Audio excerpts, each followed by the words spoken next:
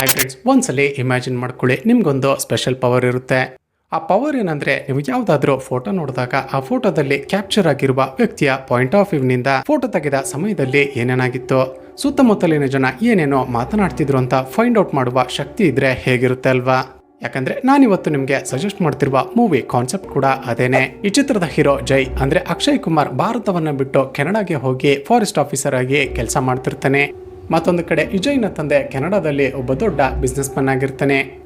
ಹೀಗಿರುವಾಗ ಒಂದು ದಿನ ಜೈನ ತಂದೆ ಅನುಮಾನಾಸ್ಪದವಾಗಿ ಸತ್ತು ಹೋಗ್ತಾರೆ. ಅದು ಮೊದಲಿಗೆ ಎಲ್ಲರೂ ಕೂಡ ಜೈನ ತಂದೆಯದ್ದು ನ್ಯಾಚುರಲ್ ಡೆತ್ ಅಂತ ಅಂದುಕೊಂಡಿರ್ತಾರೆ. ಆದ್ರೆ ಯಾವಾಗ ಜೈಗೆ ತನ್ನ ತಂದೆಯದ್ದು ನ್ಯಾಚುರಲ್ ಡೆತ್ ಅಲ್ಲ ಅಂತ ಇನ್ವೆಸ್ಟಿಗೇಷನ್ ಮಾಡೋದಕ್ಕೆ ಶುರು ಮಾಡ್ತಾನೋ, ಬ್ಯಾಕ್ ಟು ಬ್ಯಾಕ್ ಟ್ವಿಸ್ಟ್ ಗಳು ರಿವೀಲ್ ಆಗೋದಕ್ಕೆ ಶುರುವಾಗುತ್ತವೆ. ಅಂದಂಗೆ ಜೈನ ತಂದೆಯದ್ದು ನ್ಯಾಚುರಲ್ ಡೆತ್ ಅಥವಾ ಕೊಲೆನ, ಹಾಗೂ ಜೈ ತನಗಿರುವ ಸೂಪರ್ ಪವರ್ ಅನ್ನ ಆಗಾಗ ಯೂಸ್ ಮಾಡೋದ್ರಿಂದ ಅವನಿಗೆ ಒಂದು ಲೈಫ್ ಥ್ರೆಟನಿಂಗ್ ಡೇಂಜರ್ ಕೂಡ ಎದುರಾಗ್ತಿರುತ್ತೆ.